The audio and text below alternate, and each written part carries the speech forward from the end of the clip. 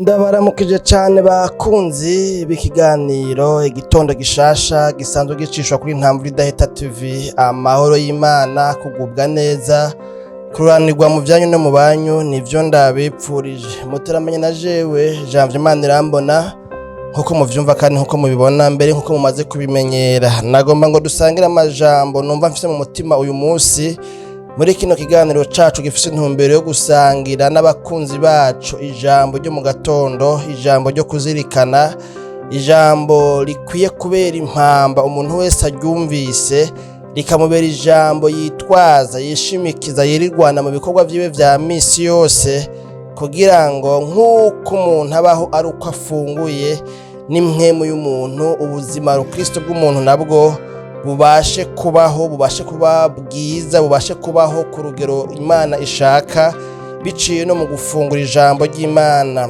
Ngomba ko turabira hamwe amajambo abonekana mu cete candikiwe Abaheburayo. Muri kino cete candikiwe Abaheburayo niho ngomba ko dukura amajambo dusangira uno munsi, hanyuma rero duce duheza turabe ico ayo majambo atubwira. Ni igice c'12 duca dusoma duhereye ku murongo wa 14, niho tugomba dukura amajambo. Mbere dusoma kumbure uyo murongo wa 14, hanyuma tugeze ku murongo wa 17, ariko ahanini ijambo ndondera ni iri jambo riri ku murongo wa 14. Mbere naho tugomba tugasoma uyu murongo wa 14 wonyene. Ijambo ry'umutwe rivuga ngo impanuro yo kutava ku buntu bw'Imana. Mukurikire kugiriranira amahoro n'abantu bose n'ukwezwa, kuko utejejwe atazoraba umwami. Tuyasubiremwo, murantunga dusoma ya yonyene ko ni nayo tuza gushimikirako. Aya yandi uyafate nka devoir à domicile, nawe uyasome, usomere ku murongo wa 14 ugeze ku murongo wa 17. Impanuro yo kutava ku buntu bw'Imana n'iryo jambo ry'umutwe.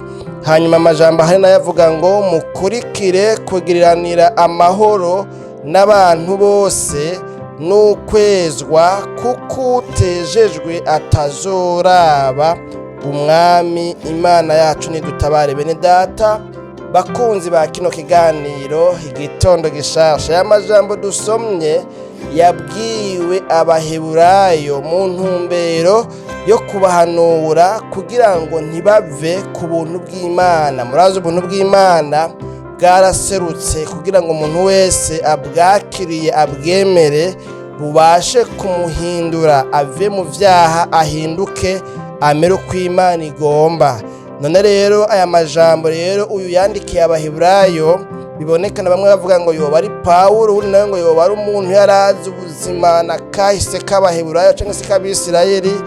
Ivyo rero tutabiziroyemo, tutabitevyemwo, uwabandikiye uwo ari we wese, yamenyekana atamenyekana, ariko amajambo yabandikiye n'amajambo amenyekana. Imana yacu nihimbazwe n'amajambo kandi meza, kandi amajambo aryoshe. Abahanura rero ngo ntibave ku buntu bw'Imana, ntibave mu vy'Imana igomba ko bagumamwo. Imana yacu nidutabare. Hanyuma rero uyu yandikiye aba Baheburayo, nk'uko tubibona ngaha muri ano majambo, tubona yuko ahanini ngaha muno murongo yerekana yuko ikintu gishobora kwerekana yuko umuntu yagiriwe ubuntu n'Imana, icerekana yuko umuntu yagiriwe ubu buntu buva ku kwizera Yesu Kristo, ngo aheze abere umwizeye umwami n'umukiza mu bugingo bwiwe, ngo icerekana ko umuntu yagiriwe ubuntu,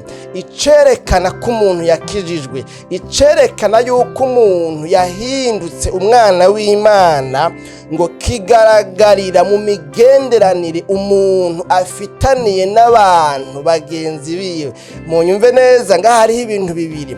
Kugira ngo umuntu avuge ngo yarahindutse, kugira ngo umuntu avuge ngo yarakijijwe, kugira ngo umuntu avuge yuko ari umwana w'Imana yagiriwe ubuntu, ngo tubibonera canke bigaragarira, bibonekera mu migenderanire umuntu afitaniye n'abantu. Nimba umuntu afitaniye imigenderanire myiza n'abantu, birafise ico bisigura mu bijanye no guhinduka no gukizwa k'umuntu no kwitwa uwagiriwe ubuntu n'Imana. Nimba umuntu kandi afitaniye imigenderanire mibi n'abantu babana mu mpangu, ku buzi, mu mashure, mu mashirahamwe, wanashaka no mu mashengero dusengamwo, aho naho nyene birafise ico vyerekana yuko uyu muntu avuga yuko yagiriwe ubuntu n'Imana, koko yagiriwe ubuntu n'Imana. Hanyuma kandi ikindi kintu cerekana yuko umuntu yagiriwe ubuntu n'Imana ngo nuko tubibonera mu migenderanire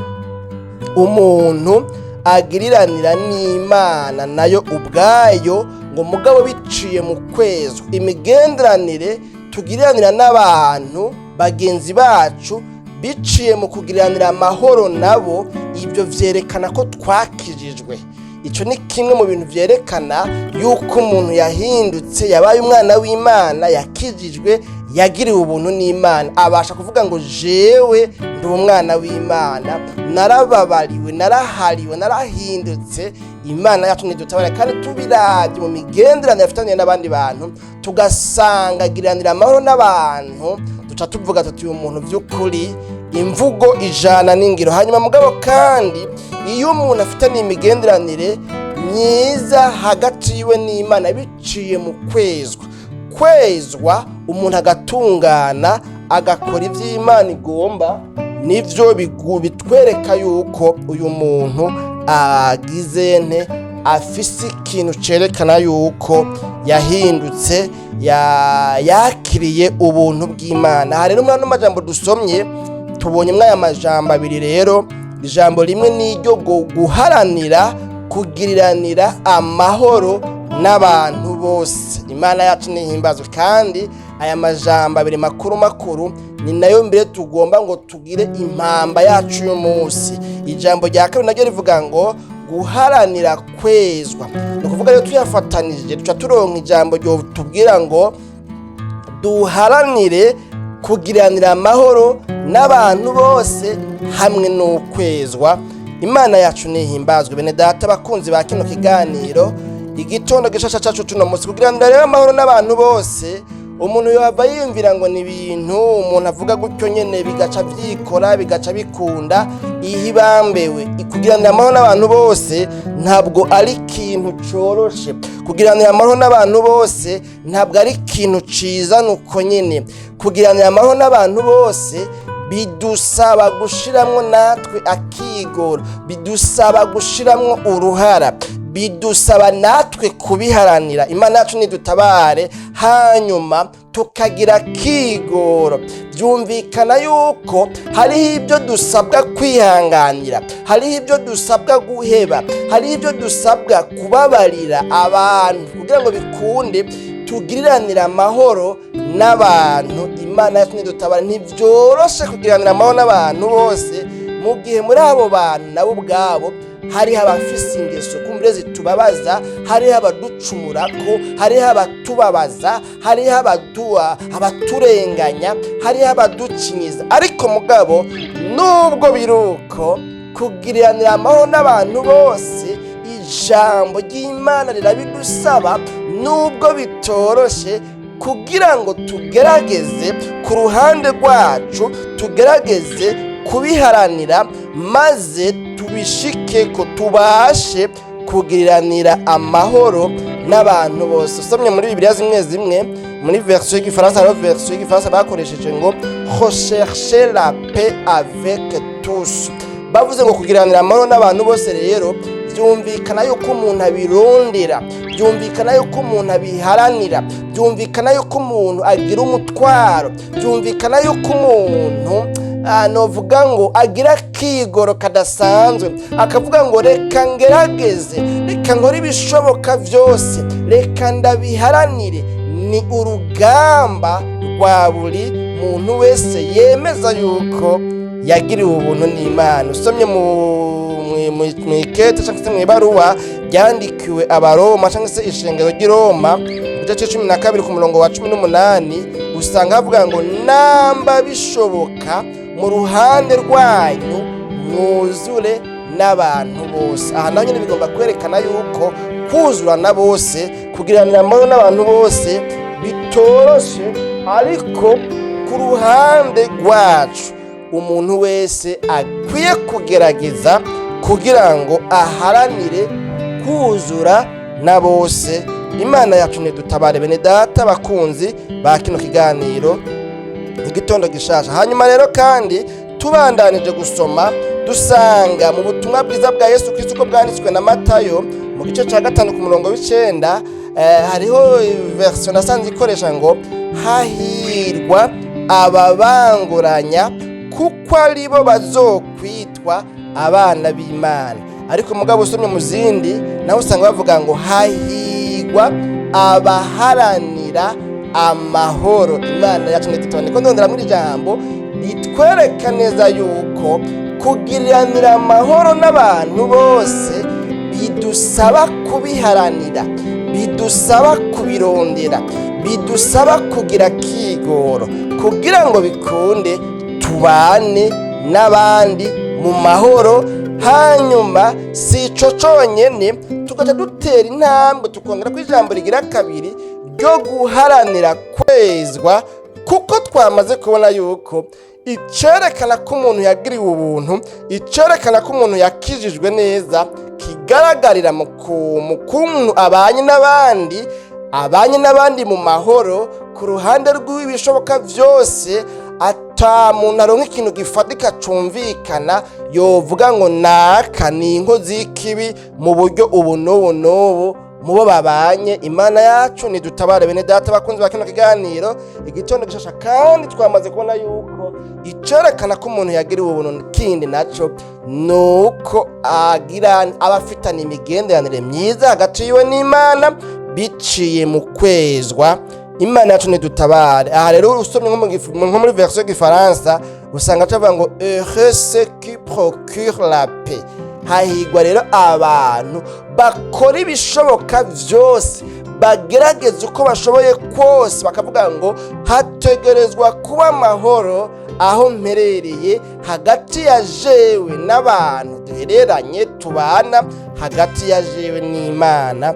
Imana yacu nidutabare. Murazi kumusomye kumurega bamaze kubisoma, batarabasoma naho nyemeze mu bisome mu cete ca mbere canditswe na Petero igice ca mbere umurongo wa 15 kugeza ku murongo wa 16, tuhasanga amajambo atubwira yuko Imana yacu ari Imana yera, ko yaduhamagaye ari yera, natwe ariyo mpamvu rero dukwiye kugirane, dukwiye kubabera nk'uko Imana twitirirwa nayo ari yera, natwe dukwiye kubabera. Kwera rero ni kwa kwezwa muri vya bindi umuntu abagenderamwo, vya bindi umuntu avuga, vya bindi bidatunganye. Imana yacu nidutabare. Kwezwa rero twabikora ijambo rifatanye n'ijambo ryo kugiranira amahoro n'abantu bose, hamwe n'ukwezwa kugira ngo bikunde tuzorabe umwami. Twamaze kubona muri amajambo twasomye avuga yuko utejejwe atazoraba umwami. Mukurikire kugiranira amahoro n'abantu bose hamwe n'ukwezwa, kuko utejejwe atazoraba umwami. Imana yacu nidutabare. Byumvikana ariko rero bwa bundi kugiranira amahoro n'abantu bose, kubana n'ababanyi neza, kubana nabo dukorana ku kazi kacu ka misi yose neza mu mahoro, kubana nabo duhurira mu bikorwa bitandukanye mu mahoro, bikwiye kandi bibereye ku muntu yipfuza kuzoraba umwami, ku muntu yipfuza kuzobona Imana. Imana yacu nidutabare. Bene data bakunzi ba kino kiganiro igitondo gishasha, kugiranira amahoro n'abantu bose rero kiragoye, nticoroshe, kandi kirakenye mu bana b'abantu. Aho uravye usanga abantu mengo imitima yabo ishishikara kuba nk'iy'ibikoko, mbere ugasanga abantu novuga ngo bafise ububi busumba ubw'ibikoko. Ugasanga umuntu mengo aryoherwa ari uko ababaje bagenzi we, ababaje abo baririmbana. Ugasanga umuntu ahari nta mahoro aharangwa, ugasanga umuntu afise imvugo mbi, avuga nabi bagenzi we, ugasanga umuntu arashwana ata raison afise, ugasanga umuntu arashwana, aratukana, aravuga nabi, aragira ngo sinzi, kandi ukurikiranye ugasanga ni ibintu novuga ngo bidafise ishingiro. Rero turi mu bihe kubana neza n'abandi bishishikara kononekara, kubana neza hagati y'abitwa ngo bemera Imana, abitwa ngo barakijijwe, abitwa ngo n'abaririmbyi, ugasanga nabo bafise ibyo bapfa, bafise ibyo bankanamwo, kanaka karishima, kanaka kariparatura, kanaka umengo korale ni iwabo, kanaka umengo ishengero ni iry'iwabo, naka nawe umengo niwe azi kuririmba wenyine, mu basenze hariya nako ugasanga naka baramuvuga, naka ariyemera, naka girane, naka umengo niwe azi kuvugishwa wenyine, naka umengo niwe azi kwigisha wenyine. Urabona ingene twima natwe ngo twigishe, naka jejwe ibikorwa ibi, ugasanga kandi abo bose n'abantu bari mu rugendo rwo kuja mw'ijoro. Ariko mugabo y'amajambo tubonye ngo dukurikire kugiriranira amahoro n'abantu bose hamwe n'ukwezwa, kuko utejejwe atazoraba umwami Imana yacu. Nidutabare rero kubana amahoro n'abantu bose, kugiriranira amahoro n'abantu bose ni ikintu gikenye cyane muri kino gihe cya none. Kwezwa, gutungana, turavye ukaraba mu myaka twe twarutsemwo n'atari kera cyane, muri iyo myaka ya za 90 na kangahe, wasanga n'imbere yaho gato yakumbure mu byo twashoboye kubona, aho abantu baharanira kwezwa, umuntu akumva yuko umengo niyo turukira mu bikorwa by'Imana yando yatihanye, umuntu ukabona ko afise umutwaro wo kwihana, akagerageza kwezwa, akagerageza gutunganya ibidatunganye, akagerageza ku buryo bwose hagize umuntu bagira ikintu bapfa akamusaba imbabazi, agaca bugufi, ukabona ko abantu bafise imitima imenetse, imitima yoroshe, imitima iciye bugufi, ukabona ko abantu baharanira yuko ata kintu gikwiye kubatandukanya n'Imana ngo citwe icaha, citwe amarabaga, citwe agasembwa. Imana yacu nidutabara ico gihe wasanga n'indirimbo ziririmbwa zigwiriyemo amajambo y'ukwezwa, zigwiriyemo amajambo akubita atababarira, abwira abantu yuko bakwiye kwezwa kuko utejejwe atazoraba umwami. Zabwira abantu yuko ubwami bw'Imana atari nyabarega bapfa guhinduramwo ivyo babonye vyose. Imana yacu nidutabara. Ariko mugabo rero muri kino gihe iki kintu cyo kwezwa ni ukuvuga ngo bihagarara mu ijambo ryo kwihana, kwatura ibyaha, ikintu cyose uba novuga ngo ubonye umutima wawe ukwagirije, ukwese ko wakorokeyemwo, ugaca ucihana, ugasaba Imana imbabazi. Kwezwa, guharanira kwigiza kure yawe icitwa icaha icyo ari cyo cyose. Ukwezwa ni ikintu gikenye cyane mu bana b'abantu, mu bantu ba kino gihe. Imana yacu nidutabara. Ariko mugabo nubwo biruko, naho ibintu bibonekana ko ngo byarayangaye, ariko burya ukwezwa kwari gukenewe kandi kuracakenewe ku muntu wese yipfuza kuzoraba umwami. Uri mu bantu bipfuza kuzoja mw'ijoro, uri mu bantu bipfuza kuzobana n'Imana, haranira kugiriranira amahoro n'abantu bose. Wewe ku ruhande rw'iwawe ugerageza uburyo bwose n'uwo kwita kumengo n'umwansi wawe bube ari ububi bwiwe, ariko wewe ube umuntu mwiza.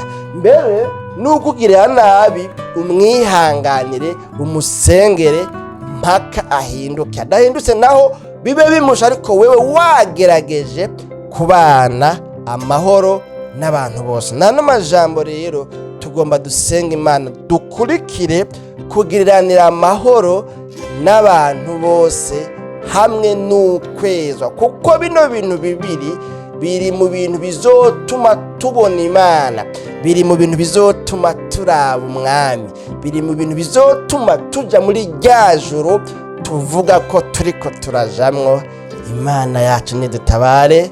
Bene data bakunzi ba kino kiganiro, nano majambo rero aho ugiye kwirigwa mu bikorwa byawe bya misi yose, aya majambo uyiyumvire ko mbega uriko uraharanira kwezwa ku rugero rungana iki?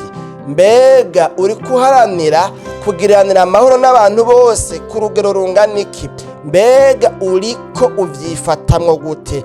Ko hariho vyinshi bitagomba yuko tugiranira amahoro n'abantu bose, ko hariho vyinshi bitagomba yuko twezwa, ahubwo biguma bitwandavuza, novuga ngo bicafuza imitima yacu kugira ngo ntizobone Imana. Wewe uriko ugwana urugamba rwo kwezwa no kubana mu mahoro n'abandi bose gute? Nano majambo rero, hamwe wosanga aho uherereye utabanye neza n'abandi, hamwe wosanga aho uherereye utari kuvyifatamwo neza, hamwe wosanga vyarakugoye, uca ubwira Imana ngo Mana mbabarira, ahantu ndumutsindwa, jewe simbana neza n'abandi, jewe birangora, jewe birananira, jewe ndi umunyavyaha, jewe ndi umuntu unamana, kumbure novuga ngo induru hagati yanje na bagenzanje, hariho ivyo mbona vyononye umubano mwiza hagati yanje nawe Mana, na hagati yanje n'abantu, kandi nitwa ngo narakwakiriye, warambereye umwami n'umukiza mu bugingo bwanje, mvuga ngo ndiko ndaja mu ijuru, none nsanze udafise ukwezwa, udafise amahoro muri we no hagati yiwe n'abagenzi biwe, bizomugora kuraba umwami. Niwabwira Imana irakweza, iragutunganya, hanyuma uce wemerwa n'Imana, ibisigaye ucube urindiriye kuzobona umwami. Nano majambo rero, hamwe woba wumva hari ico wobwira Imana, turaguhaye ikaze ubwira Imana muri ano masengesho, ifatanye natwe mu gusenga, usaba Imana imbabazi aho vyakugoye, ivyo washoboye kwifatamwo neza navyo, usaba Imana igufashe, ishishikare kugufasha no kubana nawe, hanyuma bishishikare kugenda neza. Mwami w'abami Yesu, tugushimiye cane ku bw'ano majambo twumvise. Umuntu wese yumvise ijambo ryo kugiranira amahoro n'abantu bose, akaba asanze ari umutsindwa kuri ryo. Umuntu wese yumvise ijambo ryo kwezwa, kwitandukanya n'icitwa icaha, kuko icaha ari kibi kizotwara umuntu kure y'Imana mu gihano c'umuriro utazima, akaba avuze ngo Mana mbabarira, vyarangoye, nagerereye kure yawe, ndakwingize mu bwiza kw'imbabazi. Uyu muntu ucumugirira neza, imbabazi zawe zimubonekeko, maze ivyo ugomba vyose bishishikare kuba. Urakoze kuri Imana, abantu bakurikiranye kino kiganiro ubagirire neza, ubiyereke, ubahe gushishikara gutera intambwe nziza mu bijanye no kugiranira amahoro n'abantu bose, hamwe n'ukwezwa kugira ngo bize bikunde bazokubona kuri wa munsi. Mu izina ryawe rya Kristo Yesu tubisabye tuvyizeye, amen.